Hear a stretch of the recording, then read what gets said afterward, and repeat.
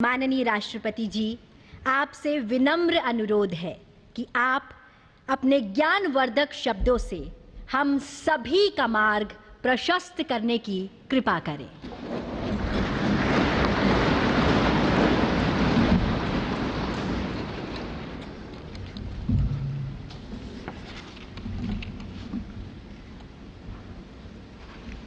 उपराष्ट्रपति श्री सीपी राधाकृष्णन जी, प्रधानमंत्री श्री नरेंद्र मोदी जी, लोकसभा अध्यक्ष श्री ओम बिरला जी, राज्यसभा के उपसभापति श्री हरिवंश जी, राज्यसभा में सदन के नेता श्री जेपी नड्डा जी, राज्यसभा में विपक्ष के नेता श्री मल्लिकार्जुन खड़गे जी, संसदीय कार्य मंत्री श्री किरेन रिजिजू जी, लोकसभा में विपक्ष के नेता श्री राहुल गांधी जी, सभी सांसदगण और प्यारे देशवासियों, संविधान दिवस के ऐतिहासिक अवसर पर आप सबके बीच आकर मुझे हार्दिक प्रसन्नता हो रही है। आज ही के दिन 26 नवंबर 1949 को संविधान सदन के इसी केंद्रीय कक्ष में संविधान सभा के सदस्यों ने भारत के संविधान के निर्माण का कार्य संपन्न किया था। आज ही के दिन उस वर्ष हम भारत के लोगों ने अपने संविधान को अपनाया था। स्वाधीनता के बाद संविधान सभा ने भारत की अंतरिम संसद के रूप में भी कर्तव्य निर्वहन किया। प्रारूप समिति के अध्यक्ष बाबा साहेब डॉक्टर भीमराव अंबेडकर हमारे संविधान के प्रमुख निर्माताओं में से थे। बाबा साहेब की 125वीं जयंती के वर्ष में यानी सन 2015 में 24 नवंबर को प्रतिवर्ष संविधान दिवस के रूप में मनाने का निर्णय लिया गया और निर्णय अत्यंत सार्थक सिद्ध हुआ है। आज के दिन पूरा देश भारतीय लोकतंत्र के आधार हमारे संविधान के प्रति तथा उसके निर्माताओं के प्रति आदर व्यक्त करता है। हम भारत के लोग अपने संविधान के प्रति व्यक्तिगत और सामूहिक स्तर पर आस्था व्यक्त करते हैं।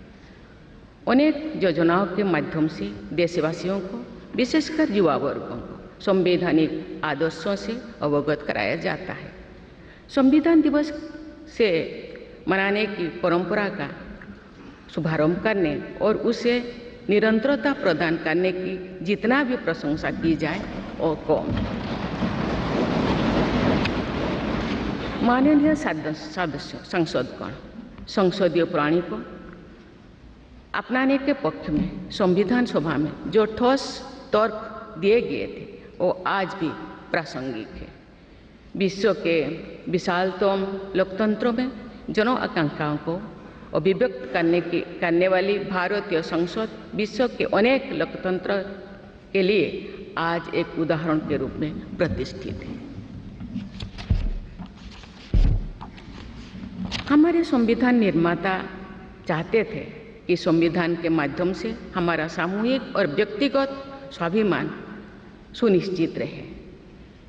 मुझे ये कहते हुए बहुत प्रसन्नता होती है कि बीते दशक में हमारे संसद ने जन आकांक्षाओं को अभिव्यक्त करने के अत्यंत प्रभावी उदाहरण प्रस्तुत किया है। संविधान निर्माताओं की अपेक्षाओं पर खरा उतरने के लिए मैं आप सभी सांसदों को बहुत बहुत बधाई देती हूँ। साथ ही कृतज्ञ राष्ट्र की ओर से मैं संविधान सभा के परम सम्मानीय सदस्यों की स्मृति में सादर नमन करती हूँ।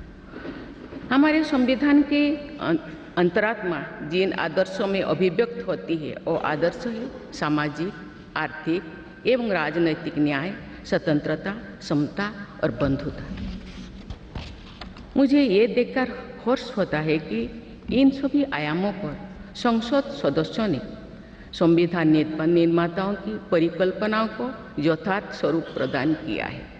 हमारी संसदीय प्रणाली की सफलता के ठोस प्रमाण के रूप में आज भारत विश्व की तीसरी सबसे बड़ी अर्थव्यवस्था बनने की ओर तेज गति से अग्रसर है। भारत में लगभग 25 करोड़ लोगों के गरीबी की सीमा रेखा से बाहर आने से आर्थिक न्याय के पैमाने पर विश्व की सबसे बड़ी सफलता अर्जित हुई। हमारे संविधान में सामाजिक न्याय को प्रमुखता दी गई है। सामाजिक न्याय के आदर्शों के अनुरूप समावेशी विकास के प्रयास किए जा रहे हैं। ऐसे अनेक प्रयासों में इकोनॉमिकली वीकर सेक्शंस के लिए शिक्षण संस्थाओं और रोजगार में आरक्षण का प्रावधान करना, दिव्यांगजनों की परिभाषा को विस्तार देते हुए उनके हित में विशेष अधिनियम लागू करना और उसे कार्यरूप देना तथा राष्ट्रीय पिछड़ा वर्ग आयोग को संवैधानिक दर्जा प्रदान करना शामिल है। 3 तलाक से जुड़े सामाजिक कुरीति पर अंकुश लगाकर संसद ने हमारी बहनों बेटियों के सशक्तिकरण और सामाजिक न्याय की दिशा में ऐतिहासिक कदम उठाए हैं। देश के आर्थिक एकीकरण के लिए स्वाधीनता के बाद का सबसे बड़ा टैक्स सुधार गुड्स एंड सर्विसेज टैक्स के रूप में किया गया है। आर्टिकल 370 के प्रावधानों को निरस्त करके देश के समग्र राजनैतिक एकीकरण के मार्ग में बाधक बने हुए अवरोध को दूर किया गया। नारी शक्ति बंधन अधिनियम द्वारा वुमेन लीड डेवलपमेंट के एक नए युग आरंभ होगा। नारी शक्ति अर्थात मातृशक्ति के बंधन का हमारे संस्कृति में अत्यंत महत्वपूर्ण स्थान रहा है। इस वर्ष 7 नवंबर से हमारा राष्ट्रगीत वंदे मातरम की रचना के 150 वर्षों पूरी होने के उपलक्ष्य में देशव्यापी स्मरण उत्सव मनाया जा रहा है। ये स्मरण उत्सव भारत माता को समृद्ध, सशक्त और आत्मनिर्भर बनाने का संकल्प का अवसर है। मुझे विश्वास है कि इस राष्ट्रीय संकल्प की सिद्धि के लिए आप सभी सदस्यगण देशवासियों को दिशा और प्रेरणा प्रदान करेंगे। हमारा संविधान हमारी राष्ट्रीय अस्मिता का ग्रंथ है। ये हमारी राष्ट्रीय पहचान का ग्रंथ है। ये कॉलोनियल माइंडसेट का परित्याग करके नेशनलिस्ट माइंडसेट के साथ देश को आगे बढ़ाने की मार्गदर्शक ग्रंथ है। इसी भावना के अनुरूप सामाजिक और तकनीकी बदलाव को ध्यान में रखते हुए क्रिमिनल जस्टिस सिस्टम से जुड़े महत्वपूर्ण अधिनियम लागू किए गए। दंड के स्थान पर न्याय की भावना पर आधारित भारतीय न्याय संहिता, भारतीय नागरिक सुरक्षा संहिता और भारतीय साक्ष्य अधिनियम को लागू किया गया है। ऐसे अनेक प्रगतिशील वैधानिक को सार्थक विमर्श के बाद पारित करने के लिए मैं संसद सदस्यों की मुक्त कंठ से सराहना करती हूँ। संविधान संशोधन के प्रावधानों के महत्व पर चर्चा करते हुए इस बात को रेखांकित किया गया था कि संविधान में ही ऐसी व्यवस्था होनी चाहिए जिसके बल पर भावी पीढ़ियां आवश्यक अनुसार समयानुकूल संशोधन कर सकें। इस प्रकार संविधान निर्माताओं ने हमारे संविधान को गतिशीलता और जीवंतता प्रदान की है। माननीय सांसदगण, हमारे संविधान निर्माताओं ने भारत के लोकतंत्र को संवैधानिक आधार प्रदान करने के साथ साथ हमारी राष्ट्रीय एकता का ताना बाना भी बुना। संविधान निर्माण में अग्रणी भूमिका निभाने के साथ साथ सरदार पटेल ने अनेक रियासतों के विलय का महान कार्य करके भारत की एकता को नया स्वरूप दिया। इस वर्ष सरदार पटेल की 150वीं जयंती देशवासियों ने मनाई। उनकी 150वीं जयंती के उपलक्ष्य में पिछले वर्ष से आगामी वर्ष तक चलने वाले कार्यक्रम के माध्यम से देशवासी राष्ट्रीय एकता तथा गौरव की आदर्शों से जुड़ेंगे। हमारी संसद हमारे राष्ट्र का प्रतिबिंब है। लौह पुरुष सरदार वल्लभ भाई पटेल के आदर्शों को प्रसारित करने तथा कार्यरूप देने में आप सबका योगदान महत्वपूर्ण है। जौन अभिव्यक्ति को परिलक्षित करने वाली हमारे संसदीय प्रणाली विभिन्न आयामों पर और अधिक मजबूत होती गई है। वयस्क मताधिकार का प्रावधान करके हमारे संविधान द्वारा जनता के विवेक पर जो आस्था व्यक्त की गई है, उसकी सफलता की विश्व के अन्य अनेक देशों में सराहना की जाती है। पिछले कुछ वर्षों के दौरान महिला मतदाताओं द्वारा बढ़ चढ़कर मतदान करना हमारी लोकतांत्रिक चेतना को विशेष सामाजिक अभिव्यक्ति देता है।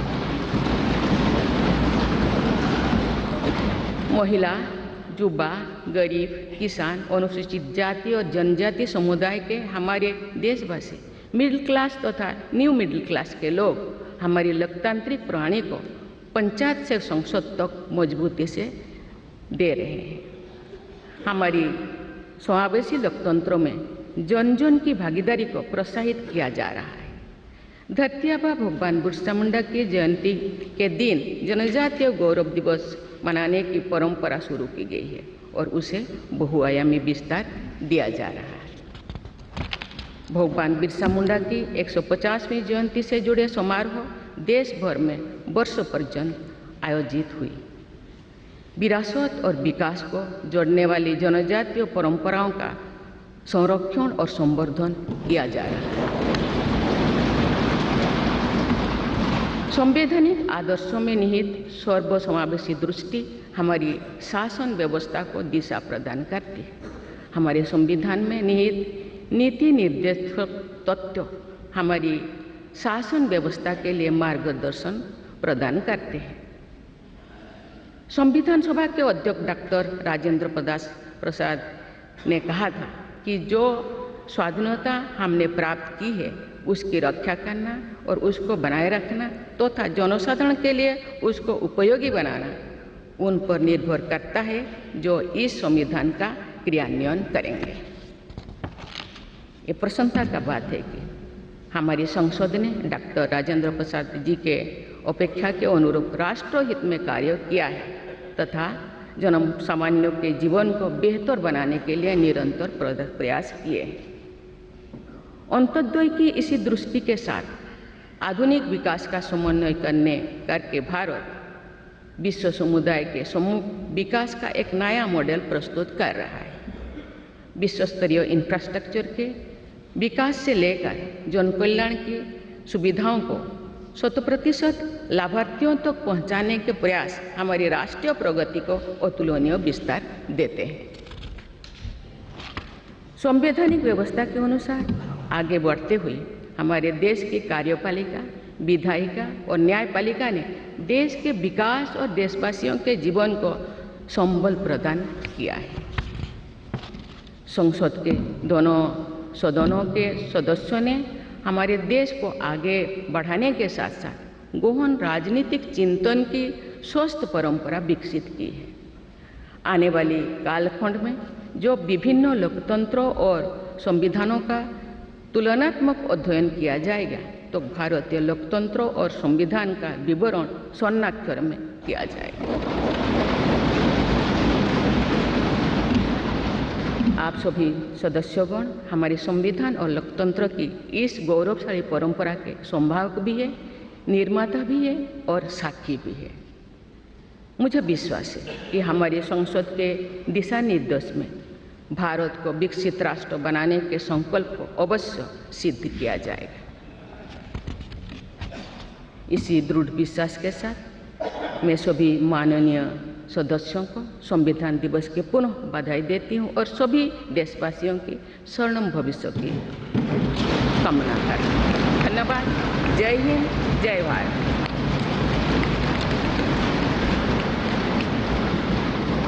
बहुत बहुत धन्यवाद माननीय राष्ट्रपति जी। और अब आपसे विनम्र अनुरोध है कि आज के इस विशेष अवसर पर आप पूरे राष्ट्र के साथ उद्घोषिका का वाचन करें। Now we all will read the preamble led by Honorable President Ma'am.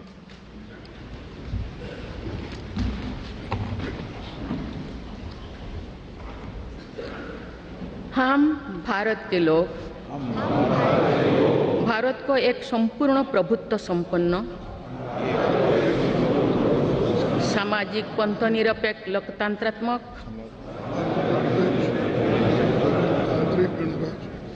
गणराज्य बनाने के लिए